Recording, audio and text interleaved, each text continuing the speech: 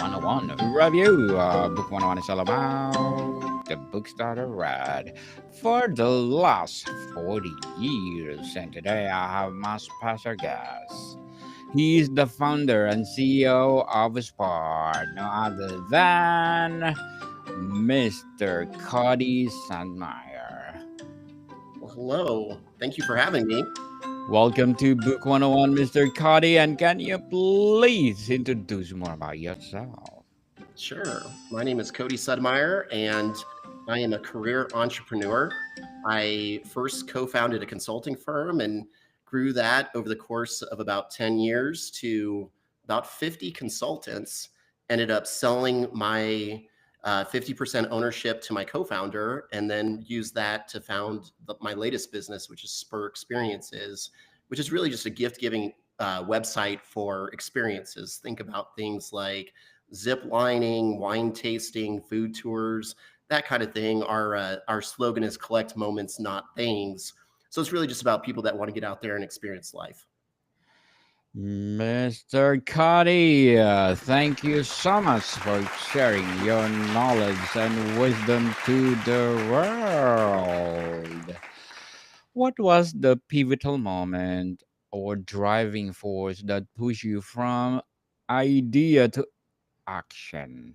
What made a certain this venture was worth the rest? Oh, that's a great question. With Spur specifically, the idea first came about because I had attended two weddings the same summer. And the first wedding that I went to, I was late to buying a gift, and the only thing left on their wedding registry at the time was a $120 set of salt and pepper shakers. And this was a super cool couple that I really admired, and they traveled all around the world. And it really floored me that they would want to receive such a strange gift that wasn't experiential, wasn't cool or anything. And a few months later, I went to a second wedding, and this one gave me a little bit of hope. They had registered for what they said was swimming with the dolphins on their honeymoon. And so I said, yes, this is what I'm talking about. Let me purchase them this gift, give them a memory to make. And so I bought them this, and they go on their honeymoon and they come back. And I was so anxious just to hear about their experience. I said, how was it swimming with the dolphins? And they said, oh, we just took the money you gave us and instead used it to pay for the wedding. And, so it kind of just told me that there's got to be a better way to do this. Like, I know people would generally rather give and receive gifts that are experiences, but there wasn't a really great platform to do that. And so it was a big risk, and it's been difficult along the way, but that was really what kind of kicked off this idea of Spur Experiences. Indeed, people take the risk. Don't be afraid to take the risk because who knows you will be successful, like Mr. Cody. And tell us what behind your Spur business. So we have about 7,000 different experience partners in 80 countries. So largely around the world, you can find Spur Experiences. And basically, these partners list their experiences on our marketplace. And then customers can find those experiences. They can gift them to other people, or they can just book them themselves. If you're traveling and you want to do something on your trip, you can explore Spur's website and figure out what you might want to do and instantly book, see what real-time availability is there. And then we also partner with a bunch of major retail websites, especially in the wedding industry. So if you're getting married, you can register for experiences instead of just products. And some of the big wedding websites, the Knot, Zola, Joy, these are big wedding websites for planning your big day. They sell Spur Experiences on their site as well. So we kind of just bring this whole world together of people that want to go on cool activities, and then the operators that provide those activities. What core traits or mindsets prove indispensable in your early days? Oh man, another great question. I think I don't know if I would have been an entrepreneur if I knew how hard it was going to be. Yes. It's difficult. And I think you need a little bit of just optimism, blind optimism when you first get started. It's not easy. It's not for everybody. But uh, I would say one thing that is really important for us is I come from a consulting background where we really focus on business operations, processes. One of my favorite books that I brought here as well talks about strategic management and what you do on a daily basis. Your results are really just a collection of individual days, individual commitments, decisions, that type of thing. And so I hear a lot of people say things like, you know what? Oh man, this business is just exploding right now. And I thought of that idea first. What I would tell people is the idea is literally 1% of what it takes to make a company successful. The 99% is the commitment, the follow through, the grind. Get on your grind day after day after day. So I think it really is that just commitment to the grind of what it takes to succeed. Commitment and consistency for sure. What was the hardest personal or professional sacrifice you made to get your business off the ground? Oh, so we launched in 2015, and 2019 was really teed up to be our first big year. We had partnered with, you guys may remember the company Bed Bath and Beyond. It was the biggest wedding registry in the world at the time. And we were just going live with them in November of 2019, where we were going to be their experiences category. So we had worked 4 very hard years, and I had spent a lot of my money personally. We didn't take on outside investors. And so we worked 4 hard years to get to this point, and we were really set up for success. But then what ended up happening is COVID. So we went Mhm. live with Bed Bath and Beyond the very same month that the first COVID case happened in America. I think it was November 2019. And our entire business being in weddings at the time, now we've expanded beyond that, but at the time it was all weddings. There were no weddings for 2 years. So all of our revenue dried up. And where that left me is some of the successes I had had from my previous company that I built and sacrificed and sold for. I used that to buy some investment properties and just different things, and to continue to pay my employees and to make ends meet throughout all of this. And just to survive in advance, I ended up having to sell 2 different properties that I owned, had to liquidate a bunch of things. A lot of the stuff that I really built over time, I sold, I put it on the line, and that was tough. It took us a good 2 to 3 years to kind of restart after COVID, but we were one of the companies that survived, and now we're growing very very fast today. Totally thriving, Mr. Cody. We salute you for your resilience. Thank you, Daniel. How did you learn to operate effectively amidst constant ambiguity, especially when critical data or guarantees were absent?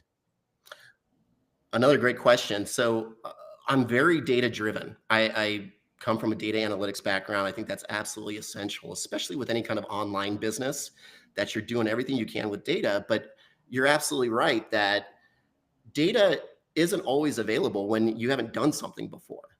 And so you're taking your best guess, and then I think what you just got to do is just tighten up your iteration timeline.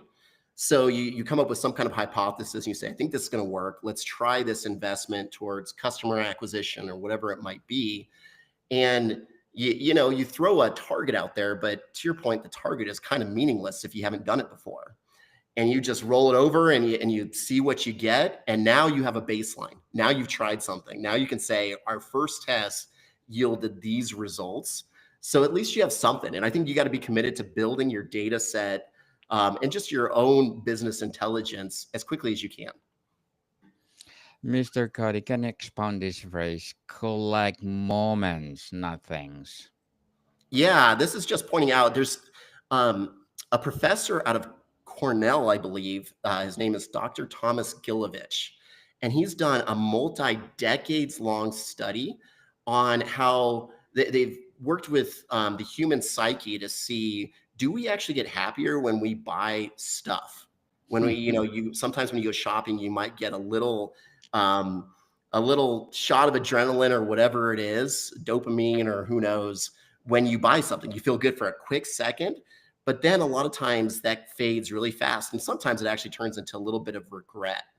What they found is, again, decades long study, that when you spend your money on an experience, it actually yields longer lasting happiness. And it really comes into three steps. The first is the anticipation of the experience. So imagine if you're planning on going on vacation somewhere, maybe with your partner or whoever it might be. As you're planning that trip, there is an increased happiness that you experience because you're getting excited about it. You're thinking, oh, we only have this many days left until the trip. Can you imagine what this is going to be like? And there's actually a connection that's being built between you and whoever you're going to share that experience with. And then the second phase is in the moment. So when you're actually on that experience, when you're on that trip, when you're sitting on the beach and you're looking at the sunset, that is definitively a spike in happiness, but also in the recollection or the memory of it. Forever going forward, you're going to be able to really, like it says, collect moments. You're going to be able to think back and reminisce on what you experience. And especially if that's with somebody else, it creates a stronger connection between you and that person. So we've seen this in society already. There's a big shift going towards people wanting, you see it on Instagram. Here's the concert I'm at. Here's the trip I'm on. Here's the sporting event that I'm watching, whatever it might be. There seems to be a better tie to human happiness if you spend your money on experiencing life as opposed to just filling up your cabinets with a bunch of stuff you're never going to use. Yes, totally agree with you, Mr. Cody. Collect moments, people, not things. And Mr. Cody, share a time when you realized your initial plan was not working. How did you identify the need to pivot, and what is your process for deciding a new direction? Hmm. One of the things that I think we found pretty quickly is, especially as it related in the wedding industry, um, what we found was, we first launched as a business where couples would come to our website and create their wedding registry on our site. What we found is with any online business, it's very competitive when you're just paying for the clicks or ultimately paying to acquire that customer. And that's just through however you spend money on Meta or Google Ads or TikTok or wherever it might be. It's very competitive, especially in the wedding industry. In the wedding industry, you may pay $7 for a click. That's how expensive this gets to be. And what we found over time was, you know, we were spending too much money relative to the amount of profit that you make on each customer. And where the industry seemed to be moving is that couples really wanted to plan their wedding in one place, one site. So they didn't want to register on 5 different stores and have their guests have to shop from all these different websites. What they instead would rather do is go to a single site. Again, some of these partners that we eventually identified, the Knot, Zola, Joy, and they collect all of those different registry items in one cohesive experience, and you could just shop right there. So that was a big thing for us. We had always envisioned that we were going to be like direct to consumer, and we still are in some cases. But we had to pivot pretty significantly where we said, no, let's just be the experiences category for these major established retailers. Very well said, Mr. Cody. Beautifully articulated. And as a founder and CEO, what are your short term and long term goals? Short term, we're pretty excited about an influencer program that we just launched. And, what we see is, all of us have had some exposure. I mean, we're on a podcast right now, right? Mm. That video content, podcasts, TikTok videos, uh, TikTok is, I saw a survey that said TikTok is a bigger buyer referral network. So, like sales referrals than Google for people aged 21 to 35. So, Yes. huge and hugely dominated by the influencers that are on the site. So, what we're doing is we've launched this program where we combine influencers that have at least 50,000 followers on any of YouTube, Instagram, or TikTok. And we partner that with some of our experience operators who are wanting some exposure from influencers.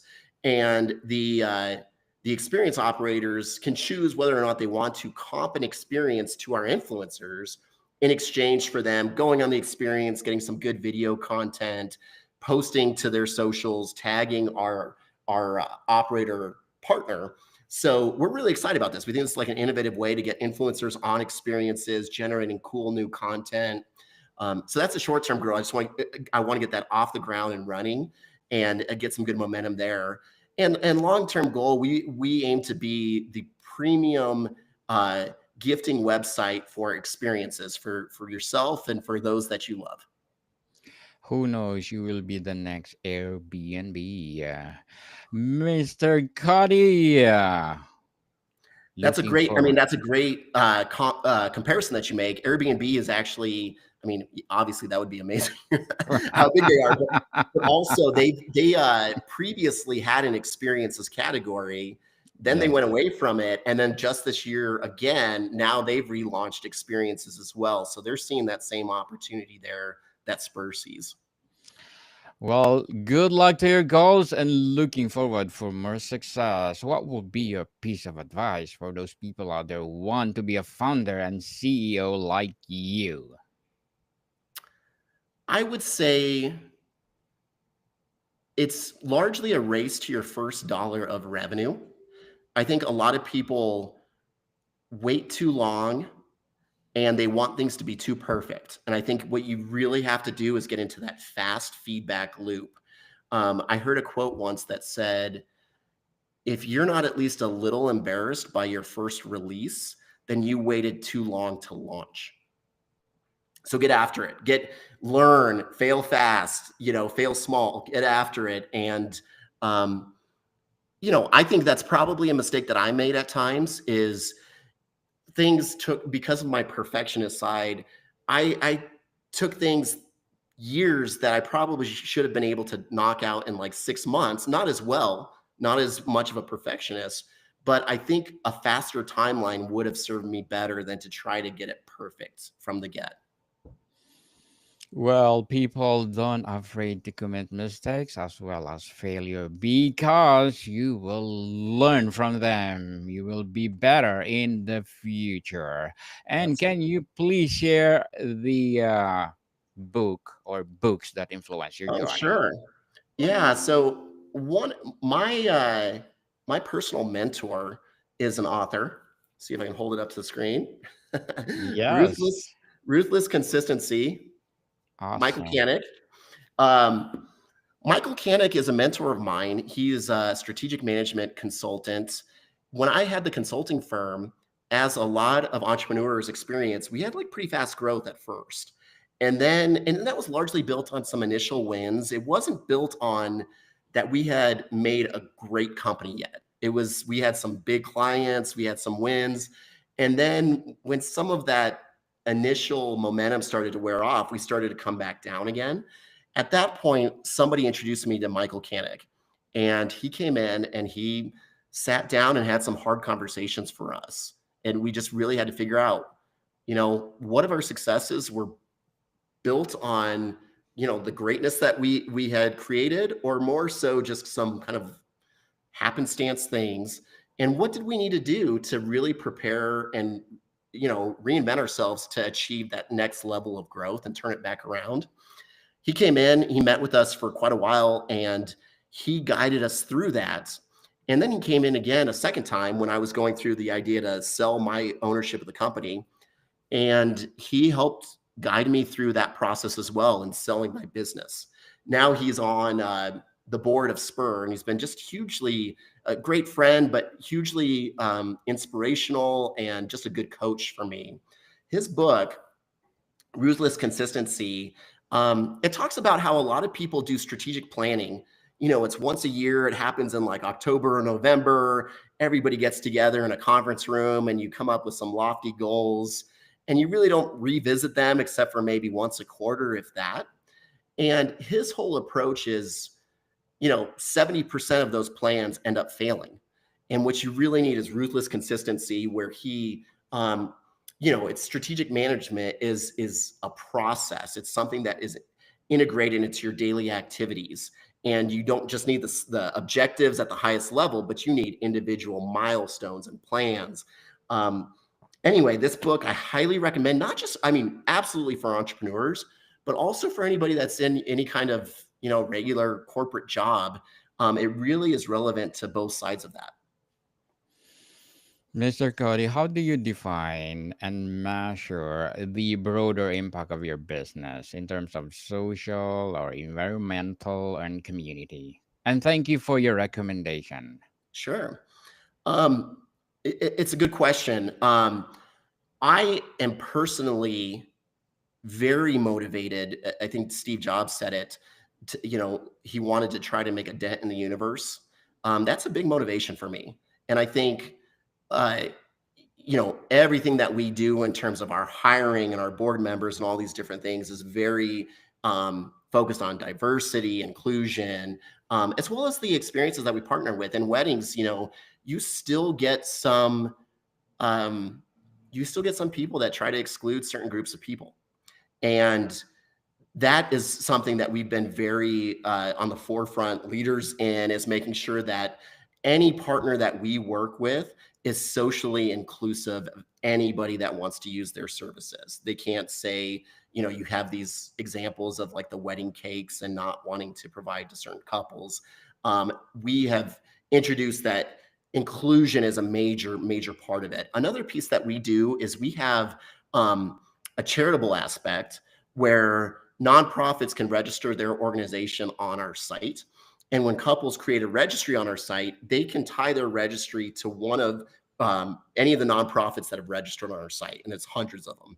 And when that happens, 5% of the sales from their registry, and just to be transparent here, we only make 20%. So that's 5 of our 20. It's a quarter of the amount we make goes to the charity that they selected. So it's a charity that's meaningful to the couple. We've seen cases where they adopted their dog from a no-kill shelter, and that was really meaningful to the couple. And so in honor of their dog, they want the money that's raised to go to that charity. So that's integrated in our site as well. So it's a major focus on what we do as a business, but also just my own personal motivations. Mr. Cody, before we wrap up our discussion for today, I'm inviting you to please do listen to my other podcast, people. My other podcast, because my abstract essay is already in fifth season, abstract poetry in second season, and of course, my book 101 review in fifth season as well. Comedy 101 in second season, as well as my food 101 in its fifth season too. Geography 101 in fourth season, and my baby podcast, Law 101 and Mental Health 101 love letters in fourth season, as well as my movie 101 review and music 101, science 101 and sex 101 in each first season. Please listen to them wherever you listen your podcast. Mr. Cody, if you could time travel to advise your day one self, what's the one piece of hard-earned wisdom you'd shared?